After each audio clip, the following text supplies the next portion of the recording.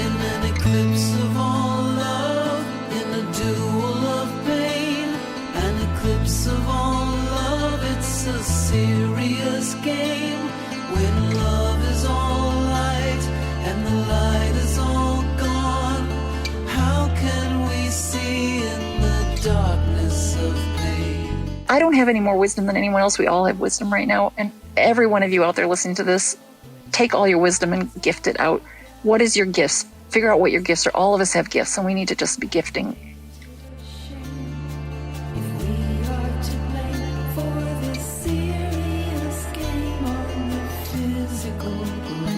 Hello, dear ones. Welcome back to the Unbroken Chain podcast. I'm really glad to be here with you. I am Mara James, as always, and this week we are hanging out with a really beautiful soul, Cindy Milstein, who is an anarchist and an organizer and writer. I really didn't know much about anarchism, to be honest, before engaging with Cindy's work.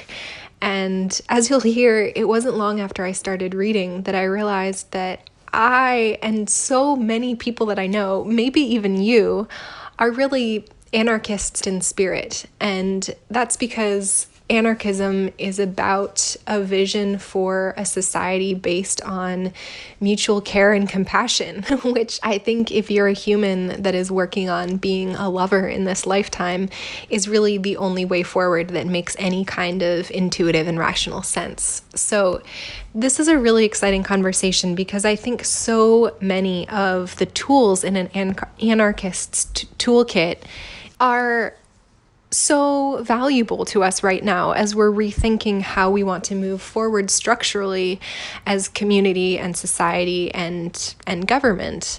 And one of those tools, as we explore here, is mutual aid. And I'll let Cindy really unpack this, but a lot of us are already practicing mutual aid in various ways.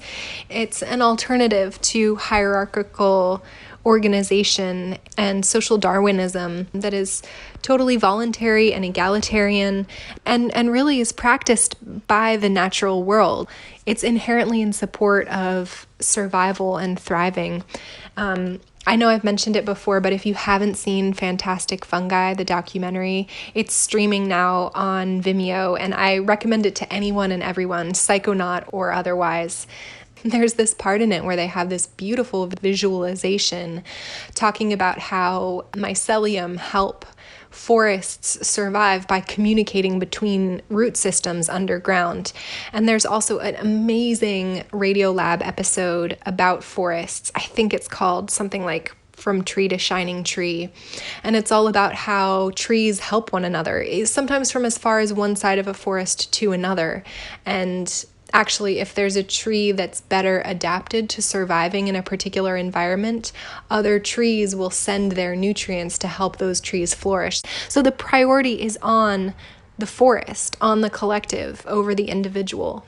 And that's the shift that our current crisis is bringing to the surface, is this demand for us to remember the collective over the individual. And that's actually not scary. We don't lose ourselves in that process. We actually find inherent meaning in something much, much bigger than what our little internal scared voices of fear and scarcity that drive us into individualism and materialism tell us we are. And that's really exciting. It's hard work, but it's exciting. And that's how life on Earth has survived and thrived to this point today. And I've actually been finding a lot of comfort in that recently, and I wanted to share this reminder if it's helpful for you as well. Our lives right now, your life, is the product of survival. Our ancestors have faced really scary, really hard times many, many, many times over.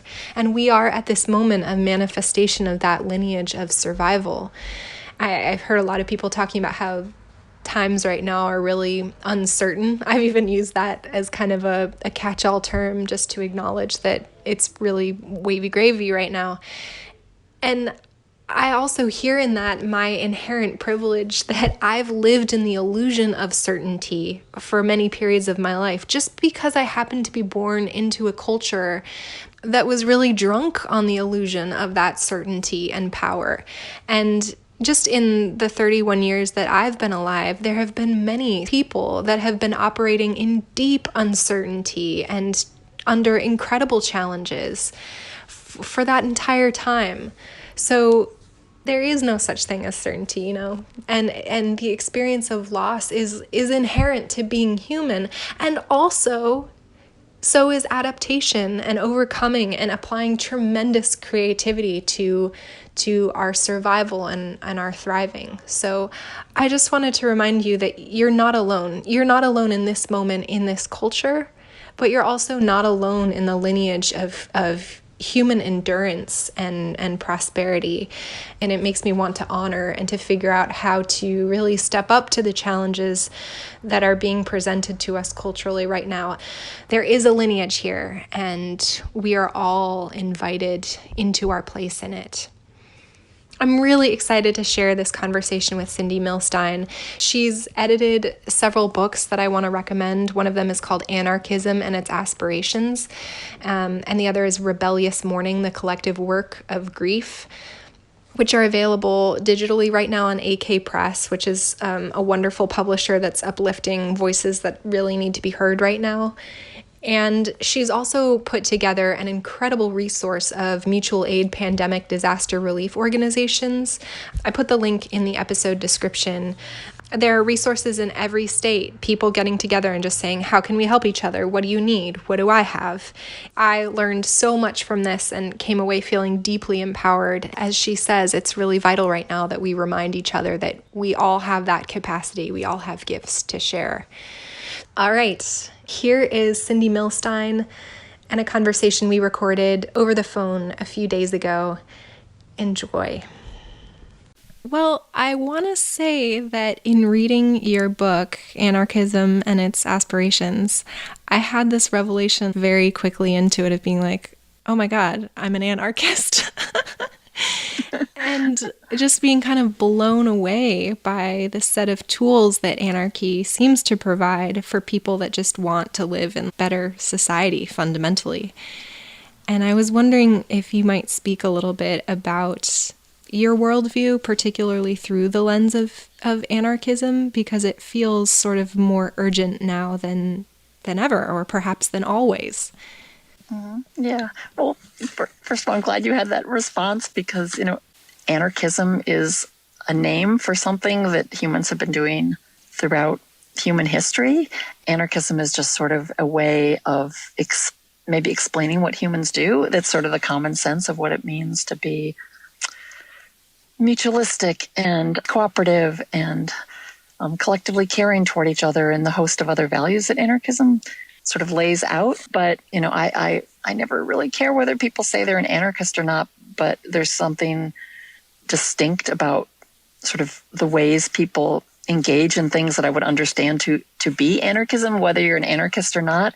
And it, to me, is the common sense of how people can self-determine and self-organize in their lives. And mm-hmm. So I mean, to me, anarchism is just as simple as when we turn to each other and say, how can we care for each other on all levels of our lives through the whole of our lives in ways that don't involve forms of hierarchy and domination and coercion and someone having more power over someone else.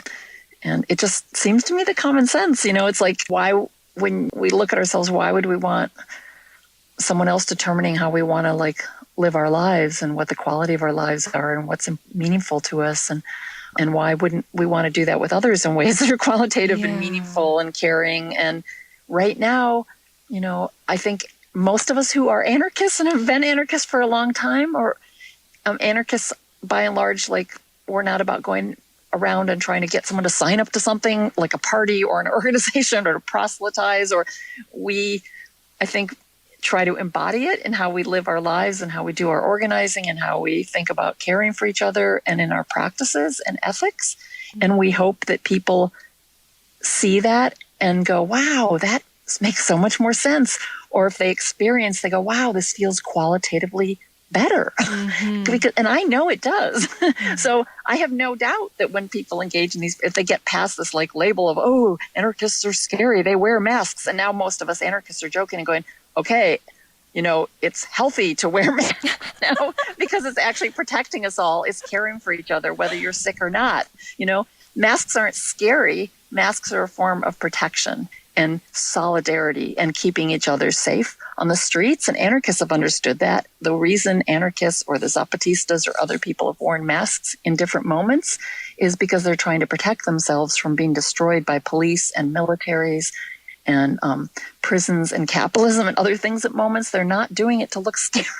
And so now it's just humorous. We're like, hey, we've been saying this all along. But that's a silly example. The better example is this like flowering of mutual aid, which the book I did, Anarchism as Aspirations, really touches on that as one of the key ethics. Is mutual aid is this form of voluntarily, reciprocally, without hierarchy, directly taking care of each other. It's not a form of charity where, like I'm the person that's helping that poor person over there. It's about all of us going, wow, right now, especially right now in the age of this pandemic, most of humanity, unless you're super rich and have the capacity to try to escape from it in ways, but even the rich are getting sick. But most people are just like, right now, it isn't about like, oh, that poor person over there who needs my help. It's about all of us really deeply having to be like, this virus can make everyone sick, and everyone has, I would say, the responsibility to look out for each other. And how can we do that in caring ways? Because each of us has the capacity to harm another person. So how can we think about reducing harm right now, socially, collectively, materially, emotionally, and do that through mutual aid ways? And there's this huge flowering of mutual aid projects, and most of the people doing them aren't anarchists, but a lot of them are engaging in a lot of the practices that anarchists would understand. When it's very reciprocal and direct and human, and it's not looking to top-down structures or nonprofits or paychecks, or it's people directly doing it without pay because they love and care for and have empathy for each other and have needs that need to be met right now, and desires, the desire for contact, connection, meaning. Mutual aid provides that too. So as I say in that book at the very beginning, how do you describe, many people have ways of describing anarchism. And to me, anarchism is this beautiful philosophy of freedom, and that freedom has to be something that we all hold together so that we're all free people in free communities and free societies that engage in these beautiful values of love and cooperation and dignity and care and mutual aid, and doing this because we want to. We think about that with the people we love that we're the closest to, that we understand as deep friends or kin. We think about that. We don't think, oh my God, I got to get paid to love this person, or I got to have a boss tell me to love this person, or, but why can't we extrapolate that to the whole of society? I also want to say some people have horrible relationships with family and friends that are abusive and not too good right now. And especially now when people are cooped up, we're all having trouble figuring out how to do that gracefully and lovingly and caringly. But in the best of moments, when we imagine how that's done, we would never think about that in the way we think about the rest of our lives. And that makes no sense to me. So how do we think about all of us getting the chance to self-determine our lives? It's not a mystery to me that it's happening, because it's not a mystery to me. The flip side of anarchism, and I'll wrap it up here, is that anarchism is both a critique of hierarchy and domination. And that's like states, patriarchy, capitalism, colonialism, heteronormativity, anything you could think of that tells other people you have to be this way or else. It's a critique of all those things. And so as an anarchist, I'm like, I know those always fail us all. Patriarchy makes all of us miserable. It limits who we can be in terms of our gender and our care. The state isn't there to protect or defend us there. It's there to control and manipulate and use us. So I know these structures fail us. But the flip side of the other side of anarchism, which I always like to emphasize much more, is a critique of those things. But what do we want instead? How do we want to prefigure right now? How do we want to do right now the world we hope to see? We hope to grow and become larger and larger and fill out the space. And so this moment where the state and capital and all these horrible structures are so clearly failing us, and so many millions of people are clearly like saying, I can't do this anymore. is instead they're going, but I can do mutual aid. I can stop paying my rent with hundreds of other people because it makes no sense to pay rent when we have no money because we have no jobs. Mm-hmm. We can make masks for each other when capitalism won't supply them to us and the state won't, It's this way in which people are beginning to model the world that I hope takes hold. Yeah. Because we can't go back. So, so I'll let you. No, thank you. That's beautiful. I really appreciate the optimism that I feel like is baked into this, because I feel in a sense that what you're saying is that, capitalism is a paradigm, and as a collective, I think we have a really short collective memory, I suppose. And so it can feel like the values that we're living under now are just sort of inherent to like being humans that live together. But I feel like you really make this argument that if we can deprogram our own minds, like that turns into the manifestation of something radically different. But I wonder if you feel like that has models that exist currently in certain places in the world, or if it has a context from our earlier history that we can draw on. Is there a lineage here that we can look to? I mean, a lot of people are returning to Peter Kropotkin's work, who wrote over, I'm terrible at when he wrote the book, but it was well over 100 years ago, 150, wrote a book called Mutual Aid, where he documented all sorts of ways within human societies and non-human nature and ecosystems. Mutual aid is this force of allowing for not only surviving but thriving, and has so many examples. There are all sorts of wonderful people's work. James C. Scott would be a good person to return to right now. I really love his work. An anthropologist who happens to be an anarchist, but he's also an anthropologist who does really serious, incredible anthropological work where he looks at all sorts of examples of past but also present ways people have been able to self-govern, do freedom and autonomy without states, without power from above. We can also just look to examples within queer communities, Black communities, social struggle communities, when people have, because of genocide, slave trade, heteronormativity, people have had to take care of each other. I know a lot of people right now are returning to the moment of the AIDS crisis, when people were compelled to figure out ways to take care of each other under crises, or the Black Panthers is another example that a lot of people return to. But I also want to say that I feel like there's moments when people, I feel like the Zapatistas I always return to as inspiration, where they were facing a crisis of things they were saying no to, and then they made a choice like 30, 40 years ago of what they wanted to say yes to, and spent 10 years figuring out how to do that. And then in 1994, opened up their own space by taking over communities in their region and opening it up to people, self-governing, autonomous communities. And they do art and healthcare and education and housing and food and everything in ways that they experiment with to do as mutualistically and caringly and non-capitalist, non-hierarchical, et cetera, as possible, and feminist as possible. And so that's an experiment of not just doing it because you want to say no to something, but to say yes to what's possible. And then that example has been so long-lived that you can watch it over time addressing new forms of hierarchy and domination that they hadn't thought of when they first started trying to create their own world. And I would really encourage people to read their writings, because I don't know, optimism right now, I don't know, that word, when you said it, I was just like, oh my God, I don't know. I honestly do not feel optimistic at all. I feel deeply in grief. I feel deep despair, deep depression. I feel, if we don't feel that right now, waves of emotion, like, every hour or two that shift. This is such a remarkably bewildering, disturbing, upsetting, horrific, grief-filled moment, where it's just the amount of losses that have happened in the past 3 or 4 weeks in this place, Turtle Island, but it's been happening in other parts of the world before we understood it so deeply and personally. So I don't know, optimism is maybe not, but I think we need to look at cracks or possibilities and things and try to push them out and try to say, okay, it is possible. It is possible. The Zapatistas, it seemed impossible. And they show that the impossible is possible, even in small experimental ways. I mean, for me, a big loss right now, which I hope becomes not a loss soon, is the last year and a half before this. I really feel like we're in a totally different world. As of a month ago, I don't even know what to call us. Like we've stepped into a different world where everything is, pretty much everything has changed. But the year and a half before this line we crossed, I was working on curating an anthology that came back from the printer early, literally just before everyone was like getting the stay-at-home orders. And so it has been so far sitting in AK Press's warehouse, which hopefully will start being released because I know they're struggling to figure out how to mail things out. But it's called Deciding for Ourselves, what's the subtitle? The Promise of Direct Democracy.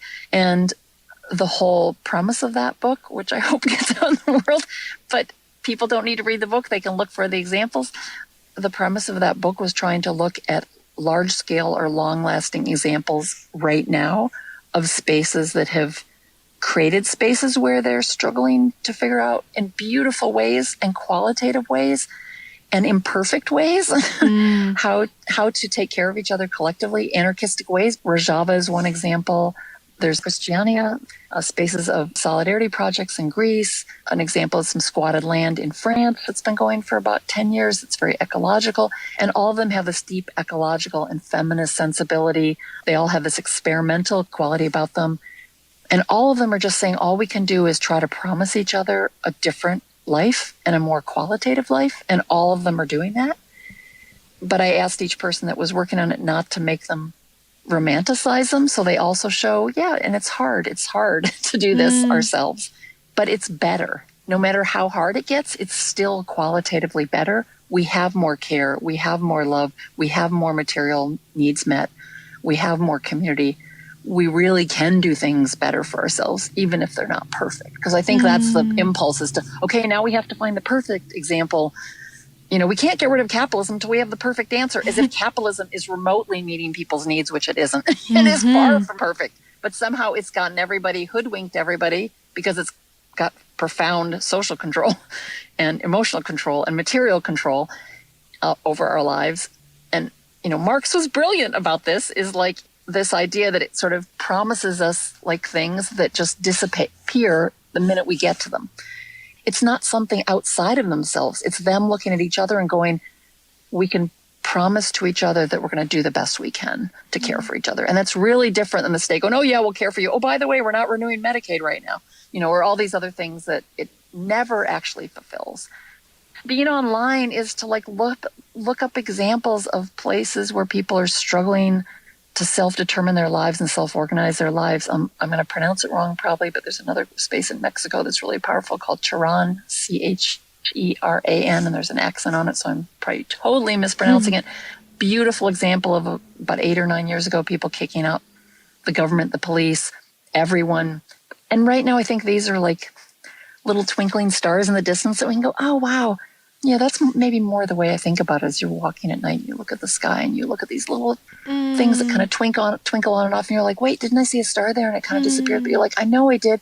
I know there's beauty out there. I know there's life. I know there's this promise.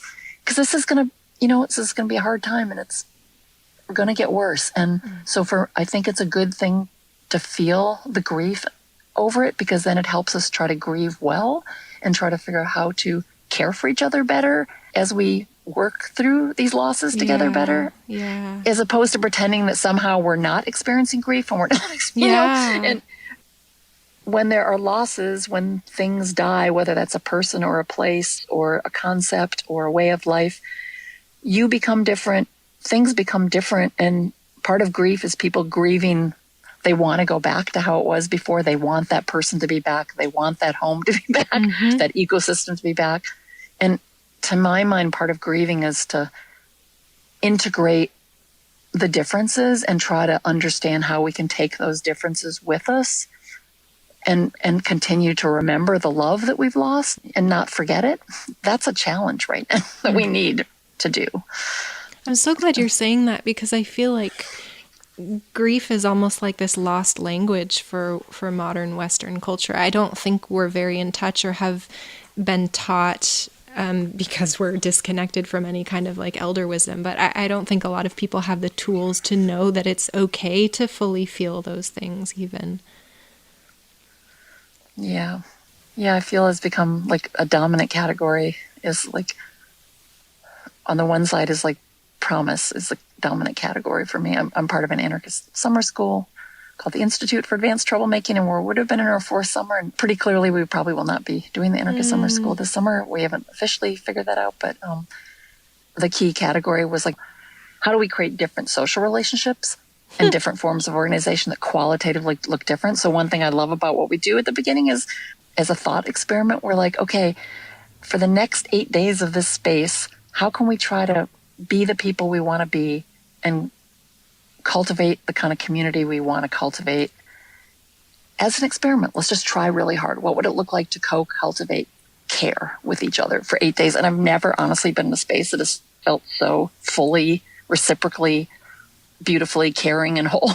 So on the one hand, the promise of us saying, let's just promise each other to try some things, that's pretty powerful when we experiment and acting on that. So that's the one thing I hold on to. But the second thing, I don't know, for me, grief has become, and it seems counterintuitive, I think, because people think, oh, if I go there, if I start thinking about grief and death and loss, it's just this like horrible, morbid thing that is just going to be awful. Like an infinite, a downer, like I'm not saying, oh, we should grieve to bring us transformation or to bring us to somewhere else, but this moment in human history, especially now, there are so many profound losses that don't have to be happening, more than the losses that we would experience as human beings. Like as human beings, we'll be born into this world and we'll all die out of this world. And both those moments are full of joy and sorrow. And we've been somehow taught in a very ridiculous way in Western society, because we're so removed. I've never been at an actual birth ever in my life. I don't have kids. I've never been, that seems weird. But I've sat through people dying 3 times, and I've seen people die horrifically on the street through police killing them, through other things. But most people have never even experienced seeing people die either. And that throughout most of human history, that wouldn't have seemed incomprehensible that you wouldn't have seen those things. But because we're so removed from both those moments, we think we've been taught that, oh, birth is this joyous, happy moment. It's so wonderful. It's so lovely. And death is this horrible moment. It's terrible and it's miserable. And there's nothing joyful about it. And, there's losses in births. Births don't always go well. People lose who they were before. Even if they're happy they have a child, right? There's something like, wow, I don't have as much time, or I'm exhausted, or, So if we take those moments and say loss shows us that it's this full moment when we can experience something so different, and we will experience loss. We will experience the losses and joys in birth and in death. How can we do that well? How can we do that better? Those are necessary, those moments, as humans. But the bulk of what we're experiencing, I think right now, is losses that we shouldn't have to experience. Yeah. The loss of our home because of capitalism, and the loss of our health because of pandemics, which are because of capitalism over-farming the world, or all the other reasons that climate catastrophes happen. The loss of our autonomy because of rape culture and chronic illnesses that shouldn't happen, but because of all sorts of technologies or medicines that have caused, or pollution. I can go on and on, police murders, blah, blah, blah. The vast majority of losses, I really think, are lost from an anarchist perspective. If we had a different form of social organization, if we didn't have structures of policing as our way to deal with social conflict, where police in the so-called United States murder at least 4 or 5 people a day, and nothing happens to them, that just seems like a bizarre social function to hire people to go out and kill people. So why would we want that in a society, right?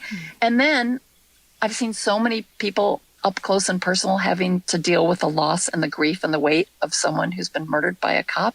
And that is so hard to ever integrate that and make that feel whole and make that feel like it has meaning and should have happened, because it shouldn't have, right? Yeah. So I guess that's why the concept of grief and loss has become so key to me as an anarchist, because I just see, and so the flip side of it is, for me, experiencing a lot of losses is coming to this sort of anarchist sensibility is like, the project to me of anarchism, another way maybe to understand anarchism, is that we work really hard not in the sense of paid work, but our passion, we are passionately engaged in trying to lessen as much as possible suffering and harm.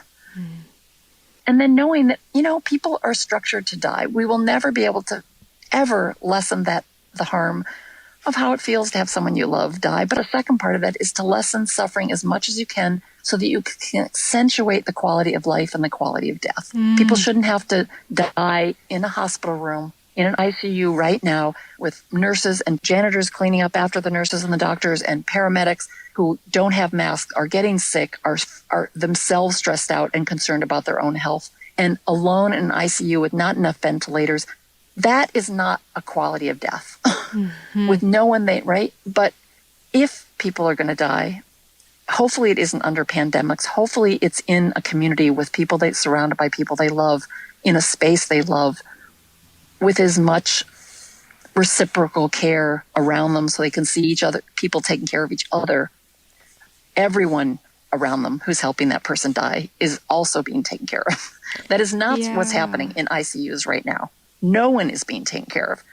So that's a huge loss. If we just look at the moment of an ICU right now, that's so many losses bundled up into that one moment, right? And how do we grieve well? Because people have to take those feelings, and it's like a steam cooker. It's like if you don't talk about how it feels, we explode inside with illness, with mental health challenges, with, wanting to decide to end our life, all sorts of ways people are going to suffer if they hold it inside. And when you just let it out a little bit at a time, it's like a steam cooker. You can bear the weight of it, right? So to just be able to look in someone's eye and say, wow, it is so scary right now. I feel so sad. We can't fix it. We can't cure it. We have to cancel the projects. But when you're on a call with someone and just say, wow, this feels so hard. Even just saying that for 5 minutes and then figuring, okay, how do we do it well? How do we do it in a way that's empathetic? How do we do it in a way that cares for other people's feelings when this ends?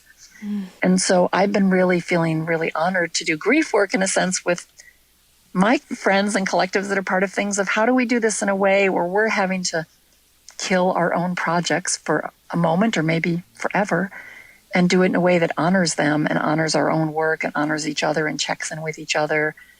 But really, I think it really, really just comes down to nothing complicated, nothing at all, just us trying to deeply practice empathy and listening and let people tell their stories. Even if it's for 2 minutes, I really feel you let off steam with someone just saying, I just found out a friend of mine's mom is in the hospital and might die. I just wanted to share that with you. And if someone just says to me, wow, that's really hard, that makes a huge difference. And then you can go on to have other, right? But we're so scared of saying that because we think it's going to create the loss somehow, but the loss is there, right? Being able to say that and tell someone your story and have someone just deeply hear you, not try to make it better by trying to problem solve, but just literally say, that's hard. I'm holding that for you. I'm there by your side. Yeah, I just think that right now is like a profound act of social solidarity and collective care when we're being so profoundly isolated and distanced from each other.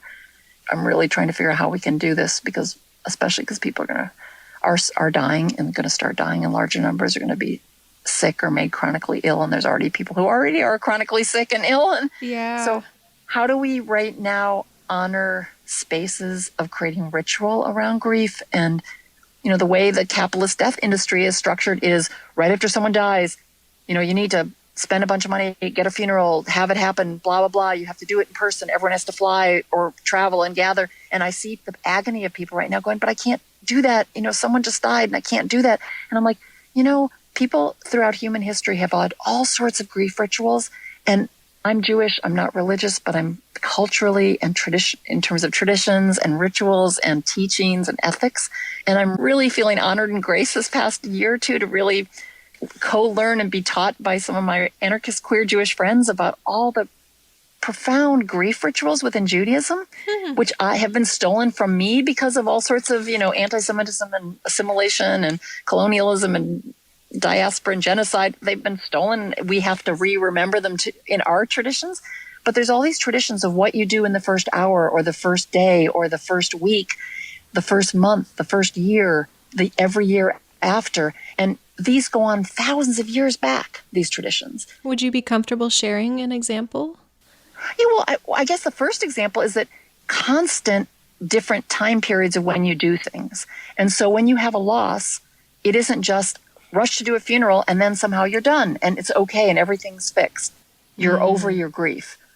No, you will never be over your grief. If someone you love dies, if you are over it, you've forgotten their love. So how do you integrate it and remember it in different ways at different times when you're in different places with that grief, right? And so the 1-year anniversary is a huge marker often. And so structured into Judaism, there's something called the year candle. It's I'm not going to translate it right, but the Yarzeit, it's like 1 year time when you light a candle on 1 year, you do other remembrances, and it's structured into the sort of the practices, the traditions, the religion. But Judaism is so much more than a religion. It's really a culture and a traditional practices and life ways of keeping community together in diaspora for most of Jewish history. Is every year you have this time when you're called to do something. It isn't because that's some random thing, right? It's because people have found through practice that those are times when people need something to do. A lot of Jews are now rethinking this because there's no stable, fixed teachings in Judaism. There's sort of different truths and different ways of coming to truth through different writings, through intuition, through, and this is key, through argument and debates about what the meaning of our traditions and ethics are. So Judaism is this constantly evolving debate about what it should be and how you should practice it. So right now Jews are debating the ritual practices because they don't make sense in this time period, some of them. Wow. So for instance, there's a really beautiful piece. I'm trying to work on another anthology, which it's going to be part of, about Jewish anarchism. But I would refer people if they want to look this up because it's a gorgeous piece. I think it's called Washing the Dead in Pittsburgh. This person talks about it after the white supremacist murder of 11 Jews in the Tree of Life synagogue in October, a year and a half ago. They talk about this practice, which they turned to after those murders, as an act of anti-fascism and an act of self-care and community care, where there's this practice of a ritual of an hour-long group of people together come into a space with a body that has died pretty recently.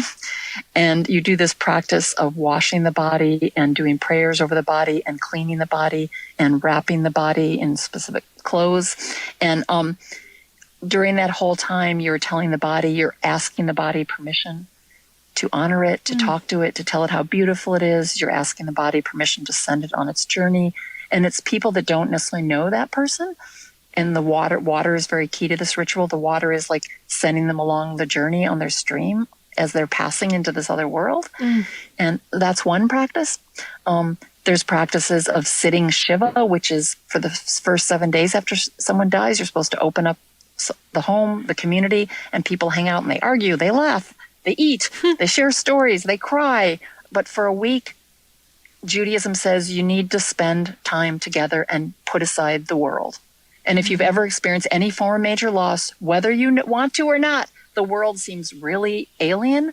And you're like, what is that world out there? My whole world has shattered. And you need community, even to go through the range of emotions, which is anger and laughter and tears and anguish and every whirlwind of emotion you could think of, denial, confusion, unfocused, unpredictable, all these, you need people to be with to do that. And so again, it's not that, religions, to me, I'm not a religious person in the sense that I don't like these things that are like some God told you to do something that has no meaning to human life. Why are we doing this? To me, what's powerful about this is, no, humans need to be together after they've had a major loss. Okay, what happens now when we're supposed to socially distance? We can't do 7 days sitting in Shiva together in someone's house, right? So Jews are debating fiercely on all sorts of, and fiercely and beautifully and lovingly and tenderly about how can we still do this and honor this idea of collective mourning together when we can't do it, which, to come back to the start of it, I think capitalism tells us you need to have a funeral right now. And in a lot of Western societies, that's a very you buy a package that may or may not speak to you. You do it in a place that you may never have been in your life, with a bunch of people who don't know the person who died, versus self-determining who we want to be there, how we want to do it, how we want to say goodbye, how we want to extend that. So I would really encourage everybody, I'm Jewish. Those traditions have meaning to me.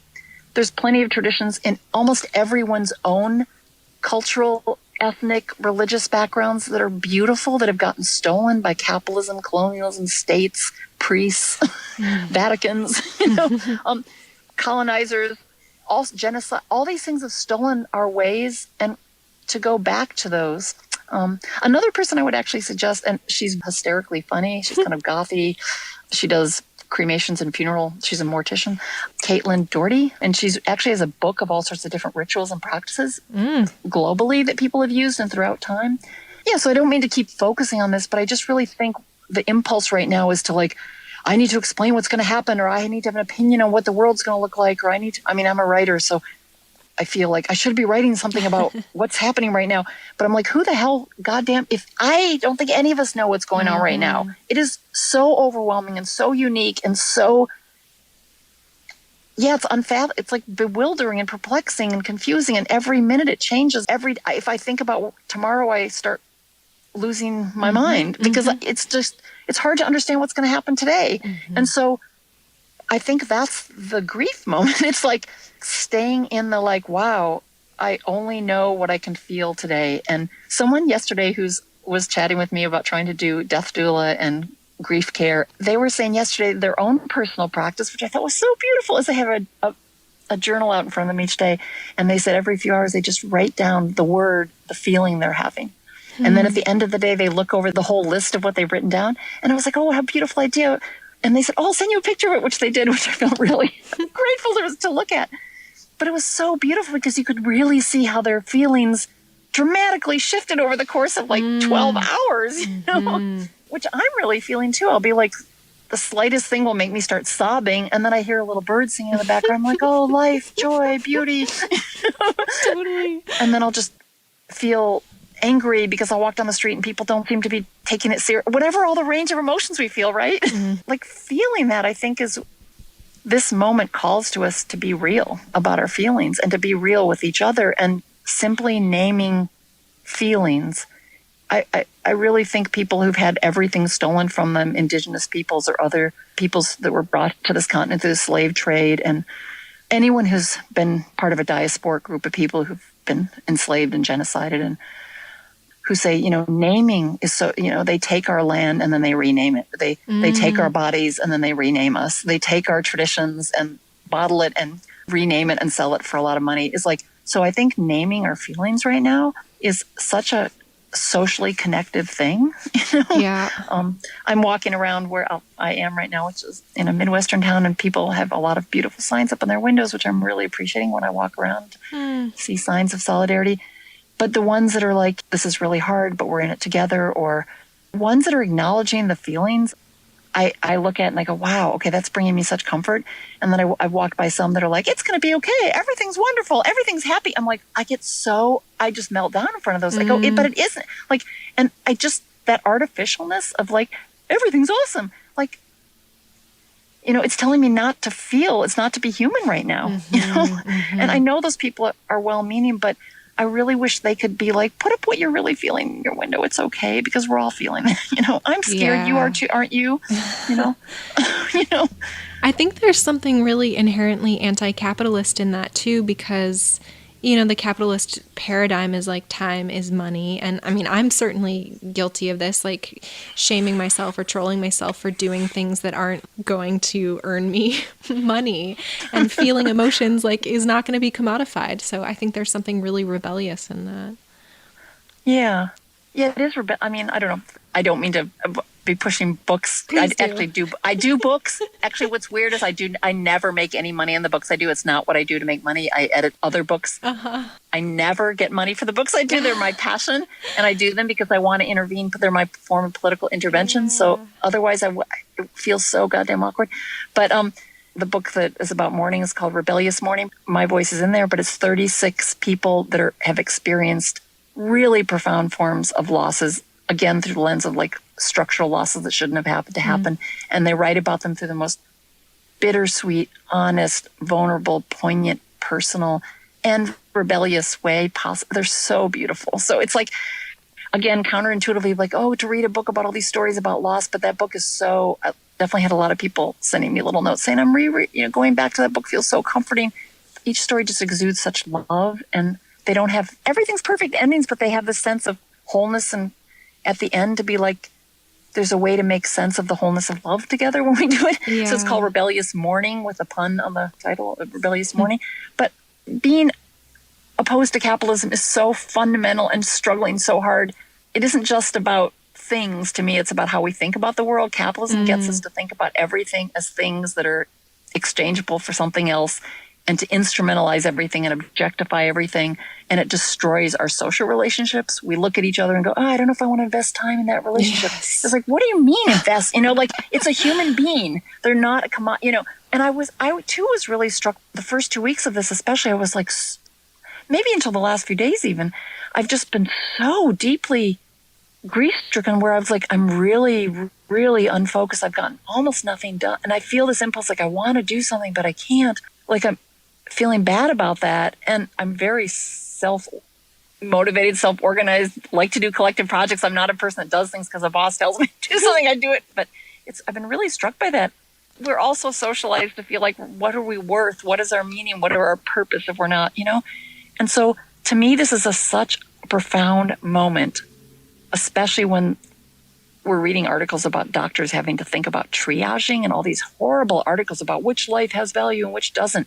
Is like when we're stripped of everything that was told gives us value, which is our job, or, especially people's jobs. In the Western society, it's like when you ask people, what do they do? They tell you their job, which is all disturbing.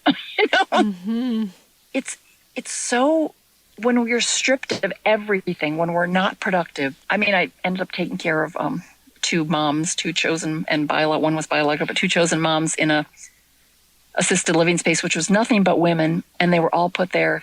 That was where they were coming to die, which is what most of their families told them, and all of them thought. And my two moms are these exuberant, talk about optimistic. They're both these upbeat, cheerful, talkative, chatty, blah blah blah. Live life to the minute they died, and they both did. I did help them die well, but they died really well and beautifully. I spent a lot of time there. I basically squatted and lived there with them. And I was so struck by, here's this place of women that were so caring, all the women there, because they've been socialized to be caring, because that's what they've done all their lives, their husbands, most of them, and put aside their own, and there they were not productive. They were not seen as sexual. They were not seen as valuable. They couldn't do anything. They were just these bodies. But yet I kept going, yeah, they have inherent worth. I love these people. Right now, we have a profound challenge in our society to say, when all of us are being stripped down to, like, humans have, as do the squirrels I'm looking at right now at the window, as do the trees, have inherent worth. Capitalism has told us we're only worth it if something, right? Or the state tells us we're only worth it if we're a citizen, or we're only, colonialism, if we fit into the, all these things, patriarchy, we're only worth it if we're a wife or whatever, a mother, whatever all these things are. So when we're stripped down, maybe we'll get back to humans remembering, and this is to me, again, a part of anarchism, is like, there's inherent worth. Life is inherently ecosystems. We've lost that tradition too. That's been stolen from, people know that. People knew that before colonialism, capitalism. They knew there's inherent worth. The ecosystems are interdependent. Every creature and tree and plant and molecule, it's an ecosystem that needs each other, right? It's all inherently working together, and it's not working because it has any structure above it. It's doing it because it's like this cooperative, harmonic coexistence, which doesn't mean certain things don't eat each other to survive. Or leaves fall down, and we could say, oh, they're dying. The leaves are dying. Fall. People say, oh, the leaves are dying. I don't know. Lately I'm like, are they dying, or are they dropping to the ground and composting and becoming part of soil that right now I'm looking at beautiful spring flowers coming up and a tree above it that's just starting to get leaves, but that leaves from that tree help those flowers come up. So we used to remember there was inherent worth to these ecosystems, right? And how do we do that again? It's a challenge for all of us. It really is. Well, it's kind of funny because I feel like in relinquishing individualism, we're actually gaining so much worth in the collective, but it feels maybe counterintuitive from what we've been taught. Yeah. The so-called United States is one of the worst places for this. What is a collective experience and a collective pandemic, whether we want it or not, this moment is collective. Everyone's actions impact everybody else. They always do, but it's never been clear. Yes. But we're in the place, and I can't say this with 100% certainty because I've not been to every place in the world, but let's just say, for the sake of argument, I think the United States is probably almost the number one place where people think through the word I. Yes. And in other cultures, people still, to varying degrees, think through the we and then the I. And it's so profound every time I step across the border into Canada, how the shift in that we thing, it's not that people don't care for themselves in Canada, and I don't want to romanticize Canada either, but it still has more of a collective fabric in general. This is such an overgeneralization, because there are places in the so-called United States where people still do think collectively, and it's really interesting to see who's being really hardest hit by COVID-19 are, of course, people that are being forced to be essential workers that are doing jobs like, having to work cashier jobs or having to keep fast food restaurants open, or all these things that are so not essential right now. Even cashiers, like, there must be some way we can figure out how to minimize there must be ways to minimize the number of people, or construction work, people building I'm watching people building luxury condos still now clustered together as essential workers. But the point I'm trying to get at is some of the hardest hit communities have been, I think one of the very first was a Hasidic community outside New York City, because even if I'm not fond necessarily of a lot of the structures within those communities, pretty patriarchal, etc., they're a very tight-knit community where people have a really close social fabric and do things together a lot. Black communities have been really hard hit, Detroit, New Orleans, because there's also still a deep social fabric of care and collectivity. And it's so sad. There's also white supremacy and anti-Blackness. There's also anti-Semitism. So I don't want to minimize the impacts of those things on those communities. But there's something so bittersweet about the fact that some Black communities, because of Black churches and other structures, have managed to maintain such deep structures of community and solidarity, and they're suffering the brunt of it now because they know how to be in close proximity to each other, and they didn't want to give that up, and they don't want to give that up. And yet society is failing them because they're like, healthcare is terrible for Blacks, right? If there is even healthcare for them. So I don't know. I'm just the bittersweetness of like, and yet we have to have the we right now. The impulse is right. We have to have the we right now. And we've been socialized not to think collectively. And that's extra deadly right now. Even in terms of who you think about essential workers, do we goddamn need McDonald's right now? I grant that some people have different food choices at different times and have different, but do we need to have people building luxury condos right now? Yeah. I need my luxury condo when this is over. Do you? I really love how it's making people rethink transactional relationships with Uber drivers or cashiers, people that we usually only interact with through what are you doing for me right now? I feel like right now not everyone, but a lot of people are taking the opportunity to be like, hey, person that's scanning my phone right now, are you okay? Thank you for being here. Thank you for doing what you do. And you write about that really beautifully, actually, when you're writing about your experience in hospice with your dad, and how kind of the professional strictures of these people work in hospice and I'm here as a client kind of broke down. And that seems like a really good thing. Yeah. I wish there was a better way. A friend of mine usually lives in a different country, but happened to be in New York City for the past few months to work, and ended up just barely getting out recently to go back, and it's in quarantine. But they were doing bike messaging in New York City to deliver food, and they were just so upset, angered about it, and they have a even more vehement class perspective. They were delivering on their bike through Manhattan, stopping to throw up 3 or 4 times a day because it was so stressful. And it was largely delivering to super, super wealthy people.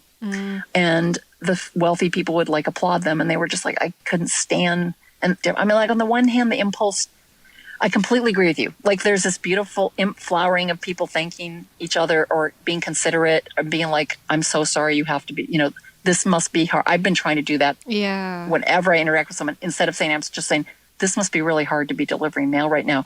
And then you see this horrific look on the mail carrier's face, and they're just they just nod at me. You can tell they don't want to be doing this.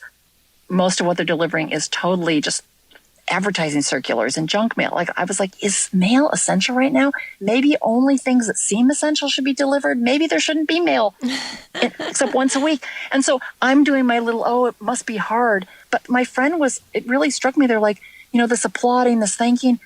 There's still vast class differences on who can get things and who cannot work and who's being said, some people are essential. Even the phrasing essential work as a non-essential is I know so many people staying at home that are homeschooling their kids that are, or having to deal with domestic abuse, or, you know, they're doing the essential work of trying to not be killed at their house, or having to deal with mental health crises, or having to deal with kids that, you know, so I don't know. Aren't we all essential? I don't know. I just think the language, not to minimize, but even when we're like to be nice to the cashiers who are handing us stuff at the grocery store, but someone's making the food that goes there, and, you know, the people in the fields growing the food.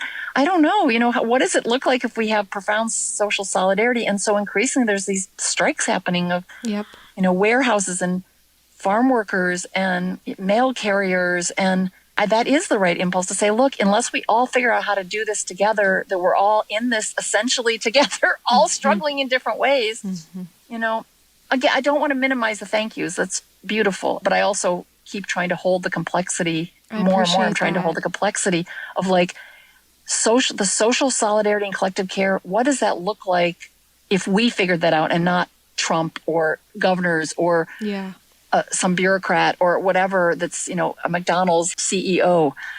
That's a really different call than how we might figure it out. But on the other hand, again, anarchists are laughing. They're like, we organize and organize and organize, trying to do prison abolition to get people out of prison. And now some people are getting out of prison, not nearly enough, but it's a disaster. It's a horrific, like you're not staying at home when you're in prison. You're staying in a death, camp. And as are refugees, whatever, I don't want to call them concentration camps right now. And those are death camps right now, you know, but it's like, we organize and organize for prison abolition. And suddenly more people are seeing like, this is horrific. You know, we have to get people out of detention, out of prison. Or more people are saying we have to stop this idea that people need to pay rent to stay in houses because they're not going to be able to, because shelter should just be something people have and have had for most of human history without having to write someone a check for it. And, you know, what does it mean to think in social solidarity, between the Amazon warehouse and the food delivery services and the blah, blah, blah, blah, blah. You know, when people are told, okay, a paycheck or your life, it's like most people are probably going to, even for a while, even if they do the paycheck at some point, I think more people are just going, hey, you know, life is more important. My life, my family's life. There's a promise in that, right? So I want to try to hang on to that. That's the thank you. We should be thank you for those people who are striking. Thank you for those people who are doing rent strikes. And how can we expand on that promise? Thank you for saying that. Yeah. So let me ask you this then. Does this work at scale? Like the examples you used of Hasidic communities or certain Black communities, it's like those are very homogenous communities. Do you feel like for sort of radical civic sharing and mutual aid to work, is that possible in really diverse communities? And is it possible at a country scale, or are we looking at like hyper-localized kind of communities? Yeah, well, I think, to go back to anarchism, a lot of anarchism has talked about like thinking in face-to-face, very direct, neighborhood, grassroots, direct democracy ways, but then also applying forms of confederation. Confederation, different than federation. Confederation is when you are forming a mutualistic, reciprocal, root system sort of. I think we're so used to thinking there's a center, and the center is what's controlling things. But how do we, again, to look at a tree, there's a root structure which goes down, holds up the tree and gets nourishment. And then there's branches and leaves and things, and all the parts of the tree allow it to be a tree, right? So anarchists look at okay, how can you have, right now there's a huge flowering of mutual aid networks, and they don't all have to look the same. In fact, they shouldn't. I would really encourage people to go to the Mutual Aid Disaster Relief's website. It's not a group. It's some people that, starting with Hurricane Katrina, said, the state, FEMA, capitalism's failing. They just started doing things like on the ground, a health clinic, taking care of bodies, helping with material aid. It was really hard, and it was also really beautiful. Other hurricanes in Puerto Rico and Houston, other places, it's not the same people that go to do it. It's people going, hey, that's a good idea. We could do that where we live. So part of the idea is that we're so used to thinking in this weird boundaries of nation states. There's no lines that say this is the United States and that's Mexico, or that's or that's Wisconsin, and there's where Illinois begins. That's there's ecosystems, there's bioregions, there's organic communities, there's shared communities of politics or of faith or of culture or music, right? And so what anarchism says is take those sharednesses and do what makes sense within those contexts. And again, that book I was talking about, the Deciding for Ourselves, the Promise of Direct Democracy, what I love about that, I think there's 11 pretty lengthy examples in there. Each one is totally different. There isn't like, what is direct democracy? Here's the definition. There is what it looks like wherever people do it. But there's a principle of people directly together making decisions over the whole of their lives. And so what I think is powerful about those written examples or stories people tell you is each time someone tells you the story, they'll say, well, here's what works where we are. So right now there's really good examples of mutual aid, some beautiful stuff going on in like Navajo, Hopi, T'nai communities, others where they're like, we have very specific cultural practices, very specific histories of trauma, very specific, material impoverishment already, lack of health care. What does mutual aid look like there? Looks really different than it looks like in Park Slope, where people also have needs for mutual aid, right? When all these mutual aid projects look at each other, they go, hey, that's a good idea. I could borrow that. Or here's a guide we made on how to make DIY hand sanitizing stations to put outside for people that don't have houses or like a grocery. And they're really, really pretty easy to make DIY hand cleaning stations. And you can do it really cheaply or from found objects. And so anarchists are making little booklets on how to do it, circulating them, etc. But people will do different varieties of it in their communities that make sense based on the objects they have. So again, my long-winded answer, the idea is, we need a cookie cutter, a policy that applies to that actually makes no, the United States makes no common sense whatsoever. The culture of New Orleans and the Black communities culture there, which I know nothing about because I've never been there and can't even speak to it, is profoundly different than the culture in Detroit, Michigan. And the Black communities' history and traditions and cultures there might have shared similarities to some degree, but they're also pretty different because of migratory patterns, slave histories, etc. So what works in those communities is going to look really different. But I'll use this example of a really beautiful example of mutual aid, which is a really good example to look at right now. From the deep south to Detroit, which used to be called Midnight in the days of slavery, or the days of specifically Southern Black slavery, because there's still slavery now around the world, there was an underground railroad, and it was mind-boggling that tens of thousands of people, maybe even hundreds of thousands of people had to be involved to make that work. But yet it had to be completely covert, completely hidden, completely informal through sort of word of mouth, and it had to have stops spaced well enough apart that people could actually make it from the deep south, thousands of miles to Detroit to cross into Canada. How did that didn't happen because there was an overarching central, authority. So what happened was a specific church, I think it's the AME churches, and there's still churches in Michigan, and you can see if there's a map of them, they still exist, and they're within like a day's walk of each other till you get to Detroit, and you can watch, it's like a trail. And each of those churches would like have food for people or hide people. There's all sorts of beautiful, beautiful histories that we've lost that show people were out here by the tens of thousands under the worst of conditions to get people to safety and freedom. And not everyone got there, but a lot of people did. And even there's this beautiful example in Detroit of, I think it was a hotel or something. I heard the history of this and I'm forgetting the details, but it was right by the water because there's a river that separates Detroit, almost swimmable to Canada across, definitely boatable easily. And there was a hotel, and on the top of it, the hotel innkeeper housed slave catchers who would come up to get people that had tried to escape on the Underground Railroad. And in the basement or the barn or some part of the inn were escaped slaves. And the innkeeper would keep them upstairs, keep the slave catchers distracted, not let them find the slaves below, and use the money that they were spending. And other people in Detroit would use money they bought boats, and they would use those boats to illegally take people across the water into Canada. That gives me goosebumps. Yeah. And just even that, that isn't hierarchy. That's people being imaginative, creative, in collective solidarity. And so how would we imagine these social structures right now? I really hope people turn to their mutual aid networks in their communities and start them. I'm compiling one list called Collective Care is Our Best Weapon Against COVID-19, and it's got every day people send me 5, 10, 20 more listings. So there's hundreds of listings. But I'm also getting emails where people are like, hey, I want to start one where I live.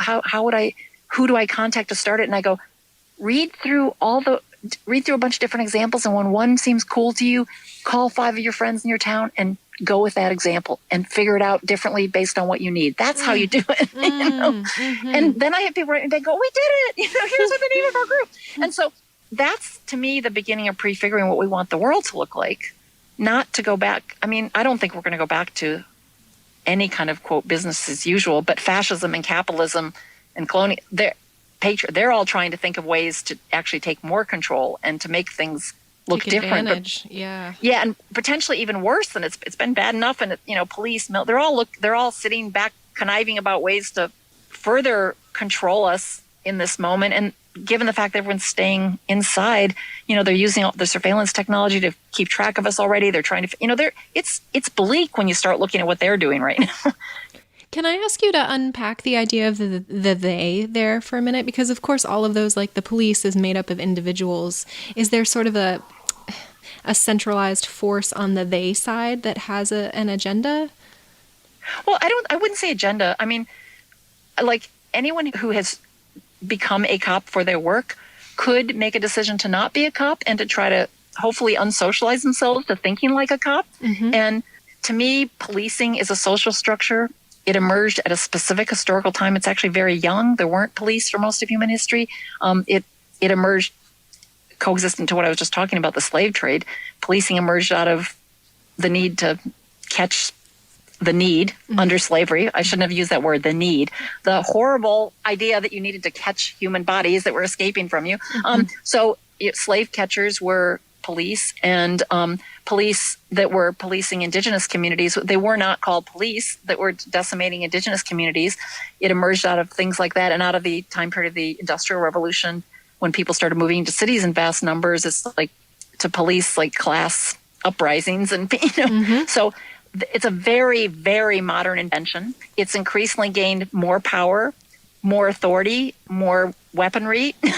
If you look at pictures of what police look like even 30 years ago or so and how their outfits look now, it's like, night and day. Now they're highly militarized. They're not even just, when New York a couple years ago, someone shot a cop and all the police in New York City went on strike and nothing pretty much changed. I mean, people were like, great, we don't have to pay tickets. I mean, so huge percentages of police's social function are ridiculous. Like, do we need to be paying parking tickets right now? Should we ever have even the idea you have to pay for, I think we think about, well, we need police for what happens when someone murders someone or rapes someone. But the vast majority of what police do is not that. And the vast harm they do is murder. They can murder people with impunity. Now, individuals, you can say, oh, there's a nice cop.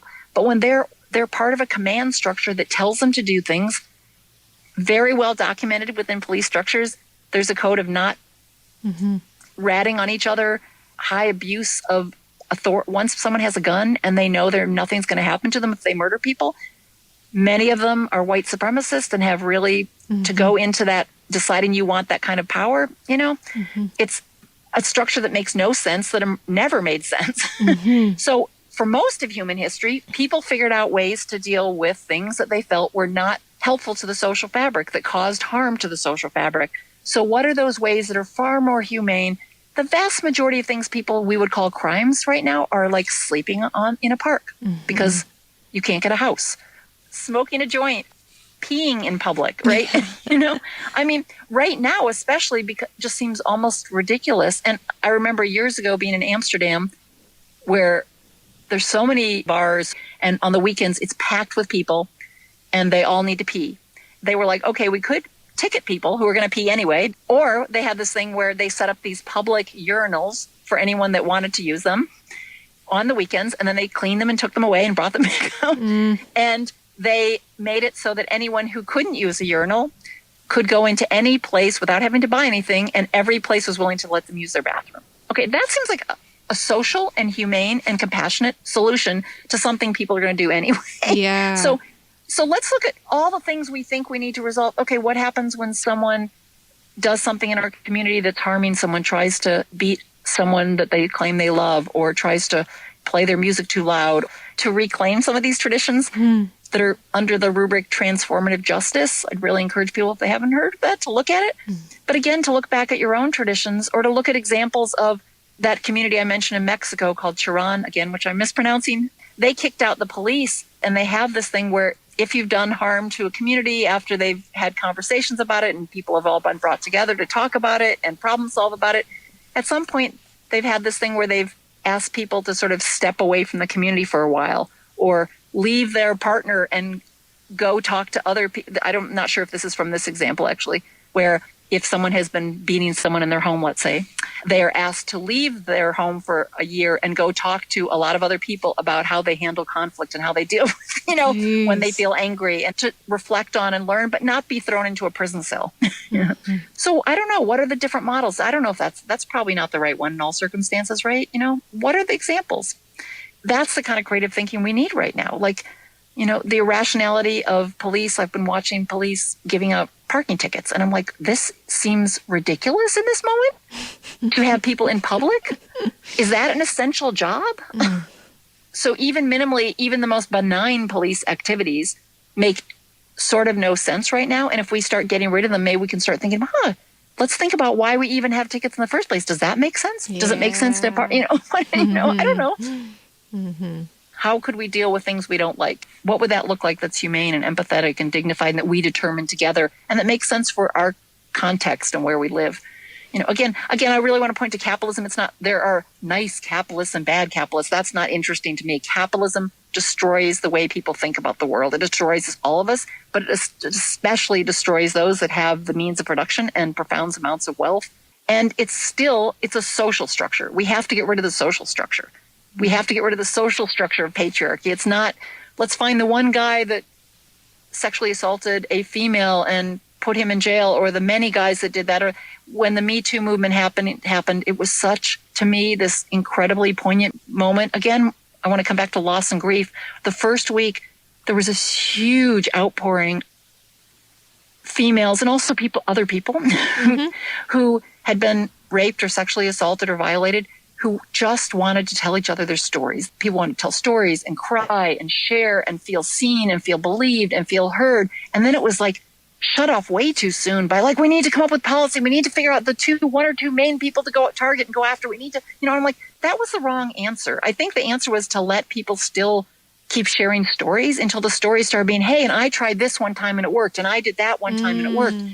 And the other thing that we started seeing from all those stories was everyone. I don't think there's anyone probably who has a body that's understood as female. Pretty much everyone has a story. And pretty much everyone has 2 or 3 or 5 or 10 stories. And it's an individual experience that's a structure. It's not random. So, putting 1 or 2 people in jail is not going to alleviate the fact that everyone is still going to experience that has certain bodies, queer, female, whatever, men too. And the flip side of it is, if we let those stories come out and grieve and start saying this has worked and that worked, we might have had this similar moment where we started to, but it was shut down, where we started to have people say, I did that to someone. And that isn't the whole of who I am. And I don't want to be that person. And fine, maybe there's some people that are so far down the line, they've raped so many people, but those are such the fraction of people. Right. All of us have violated people's boundaries in different ways, whether it's emotionally, physically, some in egregious ways.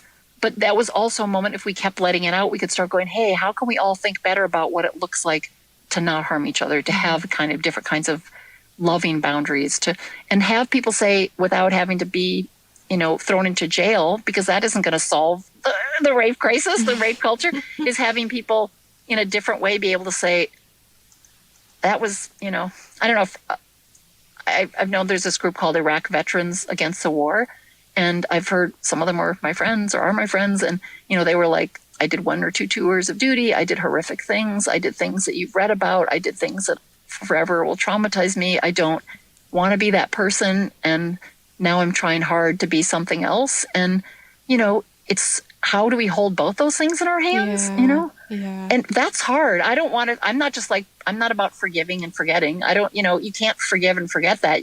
But you can hold it and say, yep, both those things are true. And we have to figure out how to do this differently. Otherwise, we're just going to still have a rape culture. or a police culture, or, I'll just give you one more example. I was part of Occupy Philly. I love this example, actually.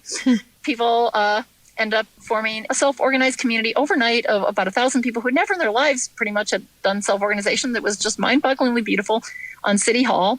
And there were already about 500 people who'd been sleeping in that vicinity, most of whom without good or much shelter. And so one of the first things everyone did was scavenge tents so that everybody had a tent, which just felt like a beautiful act of social solidarity, because we're like, we don't want to displace people that are using this as their home already, but they shouldn't have to not have tents, But at one point, several weeks into Occupy Philly, there was an allegation, and it doesn't matter whether it was true or not, let's just say it was. Let's say that it happened, that someone got either assaulted or raped. And there was big articles in the paper, Occupy Philly, it's like people are getting raped there, blah, blah. And this group, I think, a small group of, I think, mostly females and queers, formed a working group right away, self-organized, and they said, we're going to put out a statement. And so they did research, and they find out how many people are raped in Philly every day, reported, and then they looked at numbers of how many go unreported. And then they did this beautiful statement. I don't remember the details of it, but it was like 5 people are raped a day in Philly, and according to statistics, that means another 15 people are but don't report it. So 20 people times 3 weeks is, blah, blah, blah. And we've had 1 in 3 weeks. And that 1 was 1 too many. And I was like, okay, we were all heartbroken that happened. We didn't want it to happen, but 1's a lot better than whatever the number would have been if people had been living in the other part of Philly, in the city that was outside our city. And I was like, really, okay, it wasn't perfect. It was horrifically not perfect within Occupies. There was racism and patriarchy, and there was beauty and love and quality of life that still was better. I still want to, I want to hang on to both those. It was hard and it was still better. And those are both true. So that to me seems like what our aspiration has to be right now, our promise, our sense of possibility right now has to be like, we can hold that it's going to be hard and it can be better at the same time right now. What is your relationship to fear? Because I feel the potential for that when going up against these massive systems. Yeah, I'm scared. I hope everybody. I'm not saying it's wrong if you're not scared right now, but fear is tricky because fear can go in all directions. So I don't think we should. Some people advocate we should make people afraid so that they'll be motivated to act. I heard someone say that about climate change, who was an impassioned young person who was so scared they wanted to grow up and they didn't think they were going to. And they were like, we have to make people feel afraid. That will motivate them. And I go, honestly, I think people feel afraid already. That you're afraid. I can see you're afraid, And so fear can make us stuck. Fear can make us xenophobic and racist. Fear can make us insulated and just try to take care of our own. But I think if we say, okay, we are afraid, and how can we try to be like bravely afraid, maybe, I don't know. And, safely afraid and collectively afraid and lovingly afraid. I don't, and it has to have some kind of quality to it.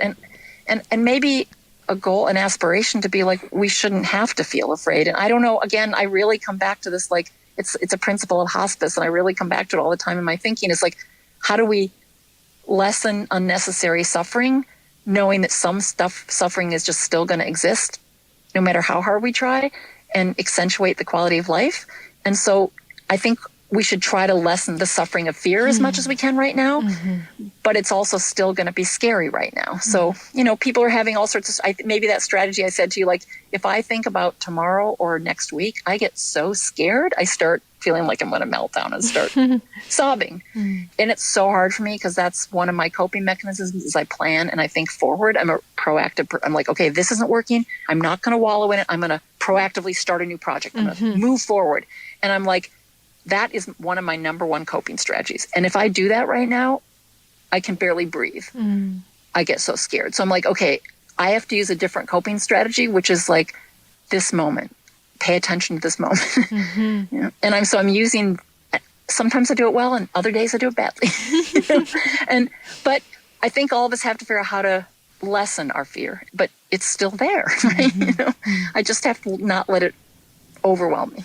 And so I have to use my fear to try to be like, okay, I'm so afraid, and like the other day, I was really afraid. And I was doing this thing, which I didn't even realize I was doing. I'm so afraid that I'm just like a turtle. And I don't even usually think of this, like I'm a turtle and I pulled myself in my shell and I'm just staying in my shell and I'm being afraid and scared and sobbing and crying. And usually I'm like a migratory creature who's always looking for ways to build and imaginative, and running around building community. And so I'm like, oh, this is so not who I am. And I was like trying to be curious about myself, like pull myself out and go, Cindy, why is that metaphor coming to you right now? Why do you want to be that way? And again, I got on a call with some friends and I described that metaphor. And one of them said, oh, there's this thing in humanity where, animals have instinctually, because we're an animal too, have this flight or fight mechanism. And we also have this other mechanism of kind of like trying to stop and ground ourselves and assess the situation, look for what we can trust, look for points of exit, see what's endanger us, and then try to act from that. But we have to sort of like stop to do that. I'm looking around. I see someone I look at. I see their eyes 50 feet away from me, and I know them, but I can't actually go up to them and hug them right now. But they just nod with me, look in their eyes, and I can see they're scared too, and that makes me feel less scared. And then, but I don't know. I think we just have to like think about our instinctually what we're doing, and maybe make a metaphor about it, and then come back to it and go, yeah, it's okay. What I'm doing now probably is what my body and my mind is telling me. Unless you're trying to really hurt yourself in horrible ways that you won't want to in the future. A lot of the ways we usually cope with might not be working. So if we can think of other ways to be like, what's coming to my mind that feels different? And I want to be curious about that and then try to figure out how to meet that. I still not to my full, like wandering around, being my little, whatever little chipper, like creating possibility self. But I can start thinking, oh, I'm going to talk to you on Friday. Like I talked 2 days ago, I said to you, okay, I'll talk to you on Friday. That was a big step for me. I couldn't do that last week. I couldn't do that last week. It's like, what if I'm too scared and sad then? How can I do this call? Like 2 days ago, I was just sobbing uncontrollably. I couldn't have done the call with you. And so I was like, I can't plan because I don't know what I'm going to be like in 5 minutes from now.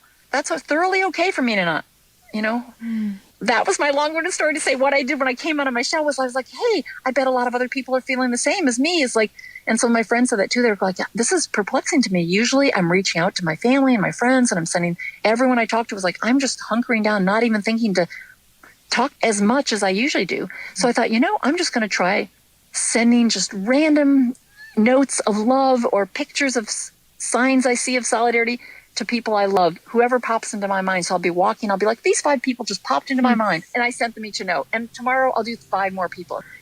That's helping lessening my fear. Some other friends of mine who are Jewish, there's a Jewish prayer that's about sending out healing thoughts for people that are experiencing loss and grief. And so they put out a little note to me and some other people. And they said, every day or any day, if you want to send us just the first names of people you want us to put in our prayer. And I don't even know that I believe in, I honestly don't know, whatever. The act of doing it with other people feels comforting to me. I was like, this is helping lessen my fear right now. So I've been texting them names. And I know that my friends who I can't see right now and I love and I miss being with are together saying the names of people that are having a hard time right now, and they're lessening my fear by doing that. So what are these little ways we can do that, and it's going to look different for everybody. I don't know. I don't want our fear to turn us. I'm watching like the far right. I just saw one thing yesterday and I can't go there because I can't look at this right now. It's too overwhelming, but I saw the far right, they're using their fear to start like lashing out at conspiracy theories about the Chinese or the Jews or the, whoever they think has started this virus. That's not a healthy, because they can't just say they're not brave enough. They're not strong enough. They're not vulnerable enough, which vulnerability is not a weakness. It's a goddamn strength. They're not strong enough to say, I am scared. I am sad. I am uncertain. I am filled with angst and anxiety. We are, the queers, the women, the healers, all the people that have been the people that are been socialized to be the caregivers or have chosen to do that are the people that are the strongest people right now because they're going, I'm showing up in my job to care for people. I'm doing mutual aid to care for people. Maybe there'll be this giant growth of feminism during this period. People will understand that care is strength. Care is militant. Care is fierce and bold. I mean, I really do think it's our best weapon. The gun sales are skyrocketing. Like, is that our best weapon? No. That's your insular fear mongering, you against them. The best weapon is to be like, I fucking love humanity right now. I love everybody right now. I think everybody could someday not be a cop and not be a white supremacist, and we could all actually just be in this world where we learn how to coexist again in an ecosystem. Are there spots where that's happening now? Yes. Have they happened in the past? Yes. Could they happen again? Yes. I know that's true. And that's enough. If the more people that can do that, that has to be enough. Well, I can say in this moment, like, I actually feel like I'm breathing a little better and sitting up a little straighter. Like, I feel relief just from your transparency. Yeah. Ooh, thank you. Yeah. And I know it is like a hard time to ask somebody to share wisdom, and you have it in abundance. So I'm really grateful. Yeah, but I also want to say, honestly, I really think, I don't know, I'm going to start. I just, like, we all have wisdom right now, and if we have to remember that, we have to all, some of us have been told we don't, and have forgotten that, and I really do. I don't know, I heard this really powerful thing last summer, and I keep going back to this, and I was with people who were queer and indigenous and brown and black, and we were all talking about, like, our traditions that have gotten stolen from us, and we all were like, oh my God, we all have the same traditions. Oh my God, we're all diasporic people. And then one person said, no, of course. We were all, like, destroyed at almost around the same historical time period, like 500 or 600 years ago. And it's this really powerful moment in the world history, which maybe is sort of an equivalent turning point to this moment, is like all across, there was witch trials, which were basically like to eradicate queers, females, and healers. Sylvia Federici's work has been really good on this. That happened. There was the Inquisition, which was aimed at people that were dark-skinned and were Muslims and Jews, and they were genocided off or forced to assimilate or exiled. The slave trade began at that same time, and people got in ships and sailed across oceans and colonized and stole whole pieces of land. That all happened at the same time, emanating out of the, like, profound, like, consolidation of power in, like, churches and kings and the beginnings of states and the beginnings of, like, mercantile capitalism thing. That moment when we say, like, 500 or 600 years, if we all remember that we have more in common with each other in a certain way, like when we get to our feelings from that moment, and we have wisdom that we can share. And so I really want us to try to remember the wisdoms and remember that, like, across all these things, identities that mean so much to us, we've all had to forget things that we shared before, ways of. And the one thing we all remembered together when we were sharing those things at the Anarchist Summer School is it started off because one person picked up a conch shell to call us to gatherings, and so those of us that were Jewish were like, whoa, that's weird. We use shells to call each, we use the horn, the shofar, which is a horn, an animal horn to call. And then the person said, well, this is what people used to call. You take things you found when you were in diaspora that were loud, and you would blow them together, people together, and they'd get lost. and then we're all like, everyone was like, of course. People made do with what they had where they were, and they needed to keep each other together to keep each other safe, and you needed to make noise to do that. And maybe we should be blowing horns in our communities right now. People are singing out of windows. People are putting up banners with poems on them. People are doing the same thing people did before we forgot, that we used to pick up shells and blow them to call each other, to find each other again, to take care of each other. So I don't have any more wisdom than anyone else. We all have wisdom right now. And every one of you out there listening to this, take all your wisdom and gift it out. What is your gifts? Figure out what your gifts are. All of us have gifts, and we need to just be gifting. Some of us have the gift to maybe talk or write, and then we seem like we have more gifts than we don't. And I think we should stop this thing of, like, who gets heard or seen the most is the one that has the wisdom, the gifts. It's like an ecosystem of wisdom is so essential. So, yeah. Thank you, Cindy. Yeah, and thank you. I thank you for all your wisdom you're bringing in the world with your podcast too, and for who you are. So thank you so much. It's like we just all have to a big, ugly. I hate doing long distance hugs. Yes. I'm so looking forward to the big party on the other side of this. Thank you so much.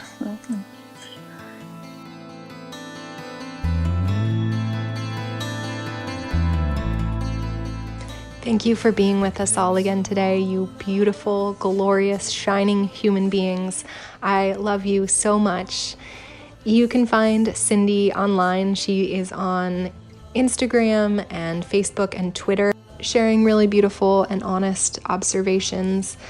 And you can find her writing online, cbmilstein.wordpress.com. All those links and the link to the Mutual Aid Pandemic Disaster Relief Resource Kit in the description to this episode. You can always, of course, find me, Mara James, on Instagram and marajames.com. I had an article out on Mary Jane this week about psychedelics and healing from systemic trauma in the Deep South. If you want to check it out, it's on my website. More soon. Take care out there. Be kind to one another. Be kind to yourselves. I love you. How can we live in the darkness we gain?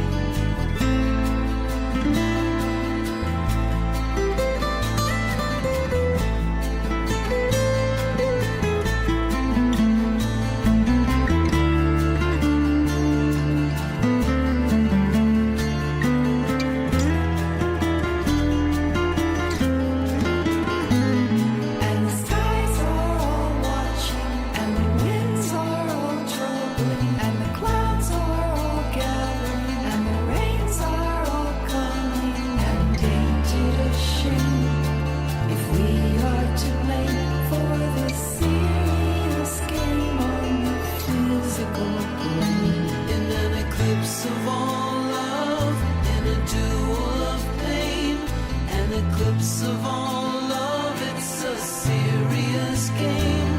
And ain't it a shame if we are to blame for the serious game on the physical plane?